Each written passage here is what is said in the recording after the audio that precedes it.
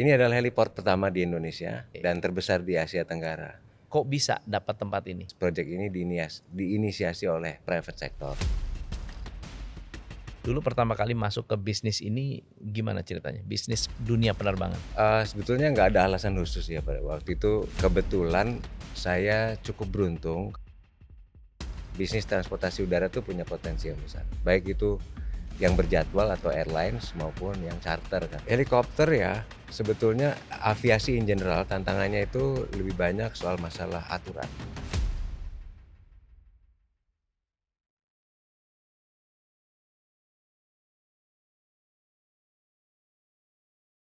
Hai, saya Tom MC Ifle, founder Top Coach Indonesia. Hari ini hari yang spesial. Saya sedang berada di HDC. Kalau Anda dengar suara ini artinya kita sedang berada dekat-dekat dengan bandara. Dan hari ini saya bersama dengan Mas Denon Prawira Atmaja. Beliau adalah CEO dan founder White Sky Aviation. Halo Mas Denon. Apa kabar? Luar biasa. Saya impress banget dengan tempat ini. Kayaknya tempat ini agak ada sejarahnya ya. Kurang lebih ya. Apa sejarahnya? Ini adalah heliport pertama di Indonesia Oke. dan terbesar di Asia Tenggara. Heliport pertama dan terbesar di Asia Asia Tenggara. Tenggara. Kok bisa dapat tempat ini? Jadi kita namainnya unsolicited project dari Angkasa Pura, which is project ini diinisiasi oleh private sector. Oke. Jadi sebagai kelengkapan bandara internasional seperti di JFK atau di bandara-bandara besar lain itu biasanya sebagai kelengkapan dari multimodanya itu ada alternatif transportasi. Salah satunya yang Indonesia sekarang punya ini adalah heliport di I Bandara see. Soekarno-Hatta. Nice. Jadi kalau Pak Denon sini kalau bisa flashback ya, dulu pertama kali masuk ke bisnis ini gimana ceritanya? Bisnis dunia penerbangan? Sebetulnya nggak ada alasan khusus ya pada waktu itu, kebetulan saya cukup beruntung karena teman-teman saya itu, mereka bisnisnya tuh tambang semua. Ada yang di Kalimantan, ada yang di Sulawesi. Nah karena kebetulan teman-teman saya ini banyak bisnis di pertambangan, kelihatannya, ada kesempatan untuk kita bisa, menawarkan services khusus untuk charter base. Ya. Yaitu helikopter dan private jet pada waktu itu. Nah, tahun 2010 kita mulai dari satu site ke site yang lain, baru kelihatan wah ini marketnya cukup promising karena Indonesia salah satu negara yang cukup serius mengembangkan bisnis pertambangan waktu itu. Oke. Jadi kalau melihat bagaimana waktu itu Bapak melihat ini adalah peluang dan bisa dimonetize. Mungkin kan kita sama-sama tahu nih Indonesia ini kan negara yang bentuknya kepulauan. Oke. Otomatis untuk semua kegiatan sosial ekonomi, ya alat transportasinya kalau nggak udara laut. Tapi kalau laut itu kan biasanya untuk keperluan logistik lah, Ya. yang tidak membutuhkan immediate transportation. Nah, saya lihat nih udara sebetulnya punya potensi yang besar. Bisnis transportasi udara tuh punya potensi yang besar. Baik itu yang berjadwal atau airlines maupun yang charter kan. Baik. Nah, khusus buat yang charter karena Indonesia ini banyak sebagai salah satu penghasil devisa terbesarnya itu dari perkebunan dan pertambangan, maka saya melihat B2B bisnis ini mempunyai banyak peluang yang besar. Namun seiring dengan datangnya peluang yang besar ini tentu juga datang dengan tantangan yang mesti kita carikan solusinya karena purchasing power menurut saya itu salah satu kunci sehingga layanan ini bisa dinikmati oleh market yang cukup luas. Nah, itu sebabnya saya lihat bahwa dengan opportunity yang besar kita sebagai perusahaan atau sebagai pengusaha perlu mencari market yang sesuai untuk kita bisa berikan layanan. Misalnya contoh selain yang mungkin kebanyakan orang tahu masalah luxury transportation lah ya. Ya. Sebetulnya helikopter ini juga bisa menawarkan helikopter medical service atau menawarkan external cargo untuk transportasi. Nah, ini variasi dari mission yang kita tawarkan kepada customer akan menjadi nilai tambah bagi customer-customer kita untuk memahami lebih jauh apa sih sebetulnya fungsi dari helikopter itu gitu. Nice. Banyak orang yang nggak paham tentang bisnis model bisnis helikopter charter. Boleh dijelaskan nggak sih model bisnisnya itu seperti apa, eee, pendanaannya bagaimana, lalu kemudian customer-nya siapa, dan, mmm, secara jangka panjang bagaimana bisnis ini bisa sustain? Jadi kalau kita ingin mengenali helikopter lebih jauh atau lebih dalam ya, sebetulnya teknologi vertical take off landing ini sudah di market sekitar tahun 1970-an. Bukan hanya sekedar untuk kegiatan penerbangan sipil tapi untuk militer juga. Karena ya fungsi dari helikopter ini banyak dihususkan untuk membantu eh, kegiatan-kegiatan sosial ekonomi yang secara jarak itu medium distance. Kalau yang jarak jauh kan commercial airlines.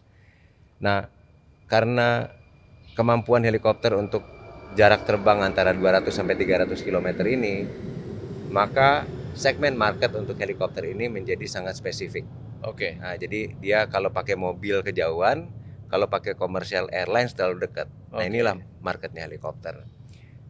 Selain itu karena dia punya kemampuan vertical take off landing, maka mountainous area itu adalah salah satu keunggulan helikopter untuk bisa melayani. Contohnya di Papua, di area pertambangan yang banyak terrainnya di Kalimantan, nah di Sulawesi. Nah biasanya waktu tahun 70-an lah ya, 70, 80, 90, perusahaan-perusahaan seperti oil and gas banyak mengutilize helikopter pada umumnya. Nah, semenjak tahun 90, tahun 2000 kan banyak teknologi sektor yang lain mulai shifting dari oil and gas bisnis ke baterai bisnis. Sehingga kegiatan operasional perusahaan perminyakan ini sedikit banyak melakukan efisiensi dari kegiatan operasionalnya. Sehingga market helikopter ini sebagian besar shifting ke area pertambangan batu bara, nikel, bahkan ke perkebunan. Nah, dari bisnis model yang lama dulu biasanya lelang kan ya. Kalau kita mau ikut pengadaan helikopter lelang. Nah, sekarang ini kelihatannya customer pertambangan ini jauh lebih pinter lah dari cara membelinya. Sehingga model yang ditawarkan kepada operator seperti kita bervariasi. Ada yang mereka sewa, kita yang beli helikopter, atau mereka yang beli, kita yang manage helikopter. Nah ini seiring dengan berjalannya dan berkembangnya bisnis model yang ditawarkan, nah White Sky menawarkan variasi dari bisnis model yang kita bisa siapkan buat customer kita. Kebanyakan customer kita memang dari korporasi, pertambangan, perkebunan, medical evacuation, dan beberapa ya di daerah-daerah seperti pariwisata kita juga pernah melayani untuk tourism business. Tapi 80%, 90% kegiatan kita lebih banyak di B2B atau di mining sector dan plantation. Apa benefit dari perusahaan-perusahaan yang bekerja sama dengan White Sky? Kita mengoperasikan multiple heliport di Indonesia, ada di Jakarta dan di Balikpapan, dan dalam waktu dekat kita akan establish kita punya heliport di Sulawesi. Manfaatnya adalah kita punya fasilitas sendiri untuk bisa menyimpan helikopter pada saat tidak sedang diutilize. Kita juga bisa training kru sendiri, baik pilot, engineer, ground support. Nah, kita punya training center sendiri. Dan kita punya capability untuk memaintain helikopter kita. Jadi kebanyakan mungkin ada beberapa operator juga yang secara kemampuan bisa melakukan maintenance sendiri, ya seperti halnya White Sky juga punya. Selain kita punya fasilitas sendiri, kita bisa maintain helikopter untuk beberapa inspection, kemudian premature maintenance. Nah ini kita bisa lakukan sendiri. Lebih jauh dari itu karena kita punya beberapa base di beberapa tempat, tentu customer kita nggak perlu repot-repot membangun fasilitas untuk menyimpan helikopternya karena kita bisa membantu menyimpan helikopter dengan seluruh kelengkapan yang kita ini sekarang memiliki standar keselamatan selain dari Kementerian Perhubungan, Ya. kita juga mempunyai sertifikasi ISBO dan BARS. Ini adalah Apa tuh? sertifikasi yang dirilis oleh dunia internasional. Oke. Jadi Untuk safety. untuk safety. Jadi ISBO ini untuk aircraft management, Hmm. international standard untuk business aviation organization. Ini yang ngerilis di IBAC. IBAC itu International Business Aviation Council di Washington DC. Kita mungkin dua dari beberapa operator yang punya ISBO certification. Dulu tahun berapa ya? 2012. Kebetulan saya udah sempat course-nya juga di Dallas waktu itu untuk course ISBO. Nah, untuk yang pertambangan sertifikasi kita pakai BARS. BARS ini adalah Basic Aviation Risk Safety. Jadi semua operator yang ingin ikut memberikan layanan khusus untuk di pertambangan biasanya dipersyaratkan untuk memiliki BARS certification. Oke. Ada kerjasama dengan pemerintah juga nggak sih? Customer itu ada pemerintah juga nggak? Beberapa customer kita sering melayani kegiatan pemerintah khususnya untuk di daerah-daerah remote ya. Biasanya mereka itu untuk meninjau wilayah-wilayah yang terpencil ya untuk kegiatan pertambangan dan sebagainya. Oke. Dan ada banyak juga untuk beberapa kali kita membantu pemerintah dalam kegiatan evakuasi medis di daerah-daerah. Oke.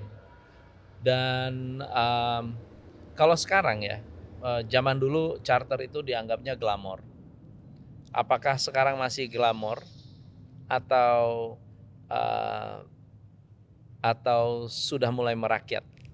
Ini pertanyaannya keren nih. Jadi sebetulnya dari dulunya helikopter itu didesain bukan untuk spesifik untuk luxury.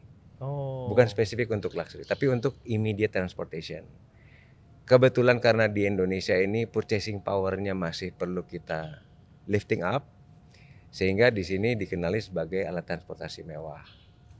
Tapi kalau di luar negeri, helikopter mewah itu sendiri ada segmennya sendiri gitu. Contoh misalnya satu tipe yang kita kenali dengan Agusta Westland 169, yaitu dengan cabin interior yang super mewah gitu. Tapi yang AW139 atau AW135 atau H135 itu sebetulnya untuk regular transportation. Atau Black Hawk buat terbang tempur gitu. Ada tempur militer gitu. Jadi variasi dari tipe helikopter itu sebetulnya mendefinisikan alat transportasi cepat.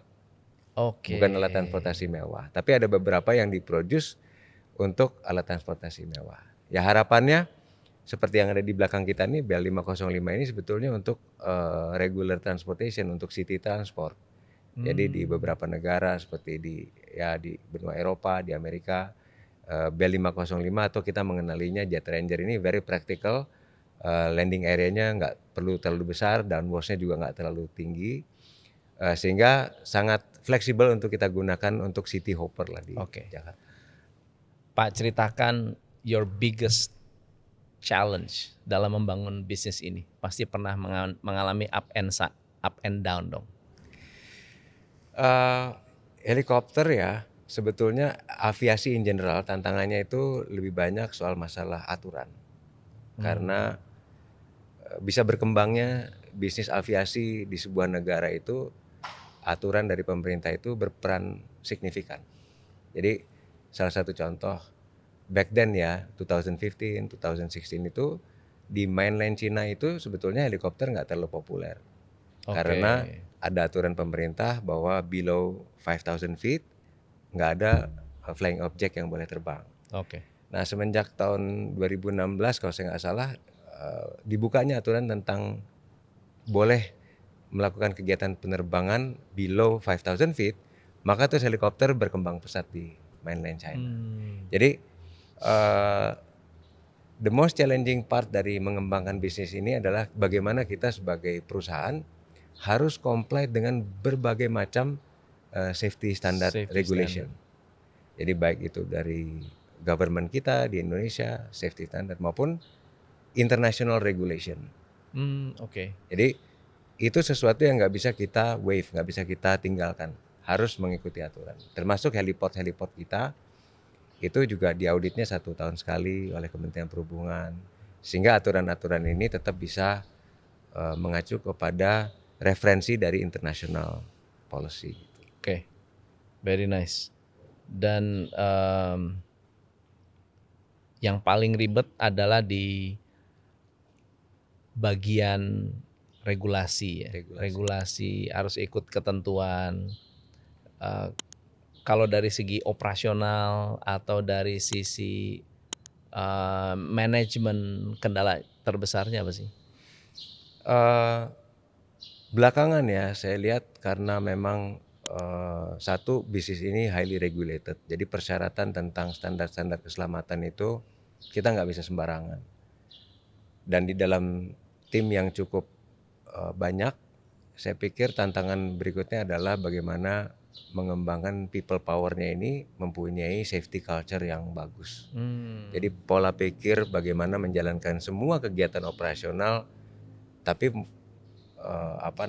budaya kerjanya budaya kerja safety gitu. Nah ini yang merupakan tantangan bagaimana kita bisa dengan seluruh tim memberikan pemahaman bahwa prosedur keselamatan ini adalah harus menjadi budaya kerja kita. Ya. Sehingga ini bisa memberikan kelancaran semua kegiatan operasional kita yang kita tawarkan kepada customer kita. Karena hal yang paling penting di sini adalah bagaimana membangun service excellent dan kepercayaan kepada customer kita gitu. Dan itu penting sekali untuk kita sosialisasikan kepada seluruh tim kita sebagai bagian dari organisasi yang memberikan layanan penerbangan kepada customer kita. Oke. Kalau untuk terbang naik helikopter, charter Jakarta Bandung, Jakarta mana? Paling banyak mana sih? Bandung. Jakarta Bandung, Jakarta Cirebon, Jakarta Sukabumi, ya rata-rata di Jawa Barat ya. Nah itu tempat pendaratan itu harus ada izin atau gimana tuh? Misalnya kita mau terbang Jakarta Bandung, itu mendarat tuh harus punya izin dari yang punya helipadnya. Jadi di Jakarta Bandung itu saya udah kolek sekitar 172 helipad. 172 helipad. Di Jakarta Bandung dan sekitarnya lah. Jadi ada yang di darat, ada yang di gedung di gitu. Gedung, ya, di perkantoran, ada yang di hotel. Biasanya itu bagian dari fasilitas gedung untuk memiliki helipad dan biasanya itu disertifikasi oleh Kementerian Perhubungan. Oke, jadi jangan takut lah ya, nggak bisa mendarat atau. So far selama ini kalau dia belum sertifikasinya itu tidak diupdate gitu ya, artinya kita nggak boleh landing di area yang yang sudah expired gitu. Oke. Kalau harga gimana Pak? Berapa mahal, berapa murah? Jadi gini dulu perjuangannya, waktu pertama kali saya coba menawarkan helikopter sebagai city transport. Karena nature-nya dulu kan contract basis. Betul. Saya pikir helikopter nih di Indonesia harus juga seperti helikopter di Amerika atau di Eropa atau bahkan di Brazil, di Australia, yang kebanyakan orang itu bisa menggunakan helikopter sebagai city transport. Nah, tentu karena durasi sewanya pendek, harus cost structure-nya ini harus kita coba sesuaikan dengan market yang penggunaannya pendek. Nah, pada saat kita launching Helicity pertama tahun 2016, saya waktu itu minta dukungan dari para manufacturer. Waktu itu ada dari Bell Helicopter dan dari Airbus. Dan financing helikopter waktu itu ada dari Textron, kita ada juga partner pembiayaan itu dari Jepang. Tujuannya apa? Supaya harga cost per hour-nya itu terjangkau. Yeah. Nah, kalau kita pakai bisnis model yang lama dengan kita beli helikopter khusus dedicated dengan cost per hour-nya tinggi, saya rasa Jakarta Bandung itu zaman dulu ya mahal banget lah, 200-an juta, 300-an juta untuk sekali trip. Alhamdulillah tahun 2017 saya dapat banyak support dari manufaktur dari Amerika dan Perancis waktu itu, dari Airbus dan Bell, supaya kita bisa dapat financing term yang fleksibel sampai 15 tahun.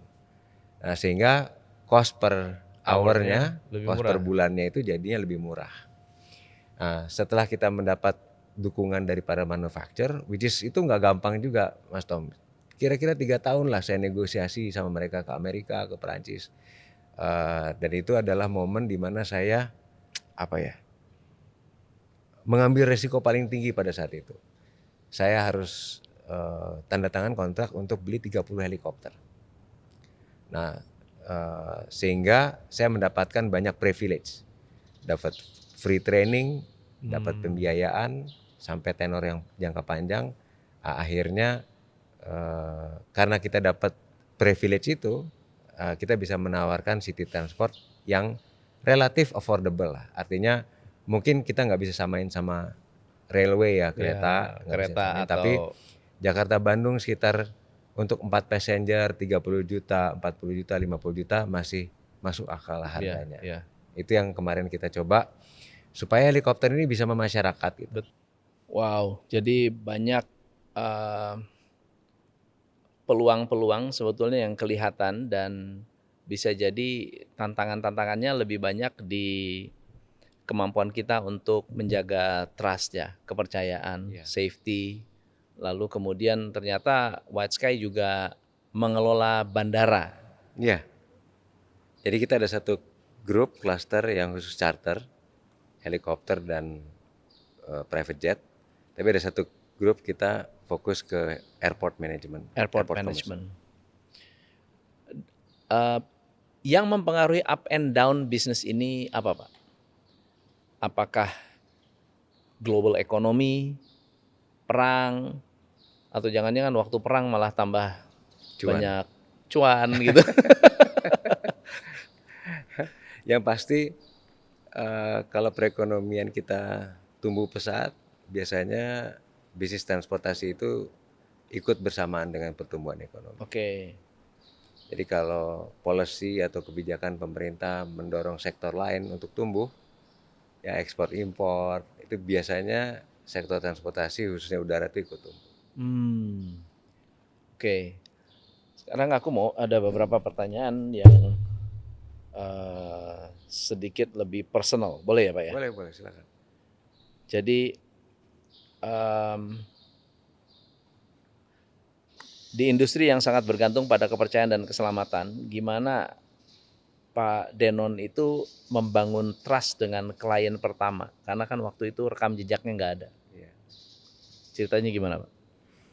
Memang 5 tahun pertama itu saya melihat bahwa tantangan terbesar pada saat kita memulai bisnis ini adalah bagaimana kita membangun kepercayaan kepada customer kita. Jadi 1 tahun setelah kita mengakuisisi perusahaan ini pada waktu itu 2010, saya coba ikut beberapa course di Amerika yang mempelajari tentang paling enggak dari safety dan cost structure dari aviation management. Nah, dari situ saya mulai memahami bahwa bisnis aviation ini tidak serta-merta mengedepankan efisiensi, tapi safety itu adalah yang paling utama. Nah, berbekal course itu, berbekal khusus itu, akhirnya saya memahami bahwa cara kita memberikan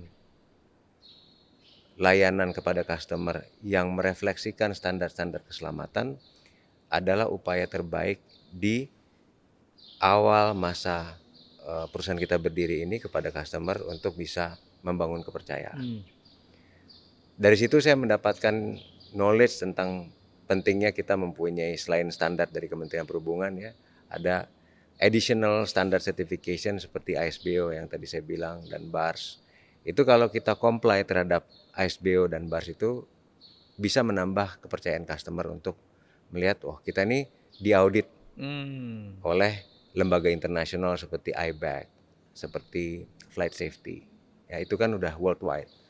Nah itulah awal kita di 5 tahun pertama bagaimana membangun kepercayaan kepada customer. Karena nggak banyak operator di Indonesia yang mempunyai standarisasi dari ISBO maupun dari BARS.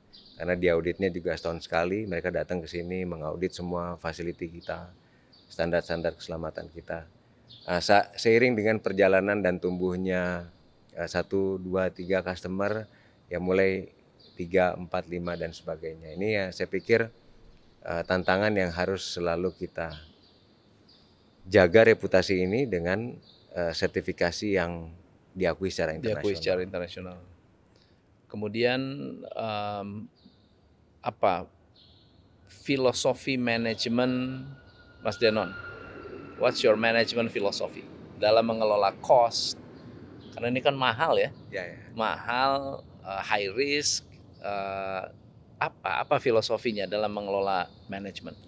Saya selalu bilang sama tim kita punya tagline itu adalah trusted aviation company. Trusted Trusted. aviation company. Karena bukan cuma dari sisi operational, technical, tapi secara bisnis arrangement kita juga harus trusted. Jadi integrity kita di dalam membangun kepercayaan antar board of directors kepada customer kita, kepada tim kerja kita. Jadi mereka bisa reliable kepada kita karena kita adalah trusted organization. Oke, nice. Industri heli masih niche di Indonesia. Apakah akan ada ancaman dengan adanya EV eVTOL, tol? electric vertical takeoff landing. Ya. Jadi electric vertical takeoff landing itu sebetulnya bagian dari pemutakhiran vertical takeoff landing. Jadi kalau di Amerika itu kita ada event tahunan lah ya, yang biasanya kita kenali dengan sebutan HAI atau Helicopter Association International. Itu setiap tahun. Sekarang itu tahun 2024 sih kalau nggak salah, HAI ini berubah namanya menjadi Verticon. Oh. Nah, jadi eVTOL atau Electric Vertical Takeoff Landing ini adalah produk extension dari helikopter. Jadi pemutakhiran dari helikopter. Cuma bedanya dia tidak pakai rotor. Dia pakai rotor. Pakai rotor. Dia pakai rotor, cuman dia pakai Battery. Ya, kalau sekarang ini kan banyak. Jadi gini. Bentuknya kayak drone atau gimana? Bentuknya kayak drone, tapi blade-nya lebih dari satu. Jadi multi rotor. Nah, dulu sebetulnya tanpa banyak orang tahu helikopter ini sudah pernah melakukan transformasi dari banyak kegiatan mechanical ke banyak kegiatan digital. Jadi sekarang ini helikopter yang seperti yang Mas Tom lihat ini banyak dioperasikan oleh digital. Walaupun yang bekerja mechanical. Tapi 20 tahun yang lalu kan Mas Tom kalau naik helikopter sering lihat tuh ada ampere meter gitu kan. Ya. Nah, rata-rata mereka tuh mechanical. Manual ya. Jadi sekarang ini kalau kita beli helikopter, sebetulnya yang perlu ditanya bukan single engine atau double engine ya gitu. Yang mesti kita tanya itu avionicsnya pakai apa ya? Jadi cockpitnya pakai sistem digital apa? CPU-nya ada berapa? Ada 2, ada 3, backupnya, redundancy. Kita mesti lihat ada yang Garmin 1000, ada yang Proline. Nah ini ada produk-produk full glass cockpit yang sekarang ini sudah makin lama makin canggih. Karena itu komputer yang mengontrol semua mekanikal yang ada di dalam helikopter. Nah besok dengan eVTOL ini semuanya sudah menjadi digital. Wow. Di luar sana dalam mengelola bisnis paling berat adalah merekrut orang. Apalagi merekrut profesional. Yang menurut saya tantangan yang lebih berat lagi adalah merekrut pilot. Yeah. Susah nggak? Alhamdulillah kita semenjak tahun 2016, 2017 itu kita sudah mempunyai departemen perekrutan sendiri yang kita mengkader pilot-pilot kita sendiri. Jadi kalau dulu karena memang masih jarang ya helikopter pilot itu, memang juga ketersediaan lapangan pekerjaannya memang jarang kan ya. Jadi kita biasanya kerjasama dengan instansi pemerintah, misalnya Curug atau militer atau kepolisian yang kita bisa KSO istilahnya kerjasama operasional. Nah semenjak tahun 2016, 2017 karena saya lihat ini tantangannya adalah karena limited source, akhirnya kita mulai mencetak pilot-pilot kita ambil lulusan-lulusan Curug yang ya lulus kan kadet sekitar 120 jam, habis itu kita kasih gaining hours di helikopter kita sampai dengan jadi captain. Jadi captain itu setelah dia minimal memiliki 500 jam terbang atau sampai 1000 jam terbang. Tergantung nanti dari cek pilotnya apakah yang bersangkutan sudah cukup cakap sebagai captain gitu. Nah, kita banyak memberikan kesempatan kepada kadet-kadet ini untuk menjadi kapten di tempat kita. Sehingga kita mencetak pilot-pilot kita sendiri. Oke. Alhamdulillah sekarang udah mungkin sekitar 10-12 pilot yang kita cetak sendiri Oke. di White Sky. So jadi departemen rekrutmen sendiri, training center, Ya. lalu kemudian ada assessmentnya juga ya, Ya. untuk bisa melahirkan pilot-pilot yang berkualitas. 5 tahun ke depan, di mana Bapak melihat White Sky ini? Di dalam bisnis plan kita sebetulnya kita udah punya beberapa heliport lagi. Yang sekarang ini kita lagi bangun di Balikpapan. Dan setelah itu kita akan bangun yang di Kendari. Dan mudah-mudahan dalam 5 tahun ke depan kita punya 4 heliport. Yaitu Jakarta, Soekarno-Hatta, Balikpapan, Sulawesi, dan Sumatera. Ya.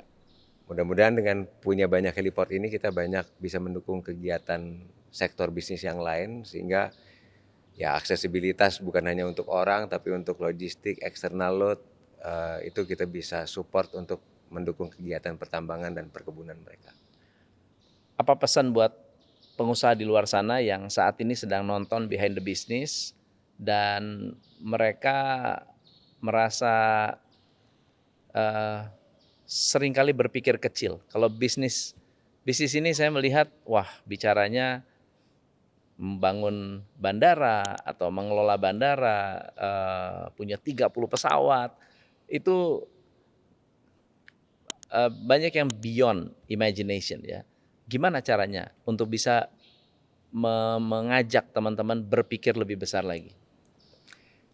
Yang pasti menurut pendapat saya nggak ada achievement atau kesuksesan itu yang kita bisa raih secara instan. Semua itu butuh proses, butuh perjuangan, butuh dedication, butuh totalitas kita di dalam membangun. Jadi saya nggak pernah membayangkan bahwa di dalam mewujudkan mimpi besar ini segala kemudahan di depan saya itu saya nggak pernah. Justru kalau kita adalah orang yang mempunyai kualitas, Tuhan itu menganggap kita mampu mencarikan solusi terhadap tantangan yang kita hadapi. Wow, keren. Wow, keren. So apa legacy yang Bapak ingin tinggalkan lewat bisnis ini? Saya ingin Indonesia ini juga, kalau orang-orang asing itu melihat Indonesia itu sebetulnya huge opportunity untuk aviation sector. Tapi sampai sekarang ini masih banyak kendala-kendala mereka untuk bisa merealisasikan cita-cita mereka gitu. Saya ingin Indonesia bisa dikenali dengan opportunity yang bisa disupport oleh helikopter atau moda air transportation yang lain, karena itu salah satu upaya untuk bisa mempercepat pertumbuhan ekonomi Indonesia. Keren. Teman-teman, itu tadi interview yang keren banget, mengenal dunia aviasi, dunia penerbangan yang menuntut Anda untuk lebih committed dengan safety, komit, disiplin, dan juga tentunya tidak melupakan pelayanan, lalu komitmen terhadap people, management, trust. Ini lengkap semua. Thank you so much Pak Denon yang sudah hadir hari ini. Komen di bawah apa pelajaran yang Anda ambil, dan sampai jumpa di Behind the Business selanjutnya. Saya Tom MC Ifle, salam pencerahan. Hanya di Top Coach Indonesia.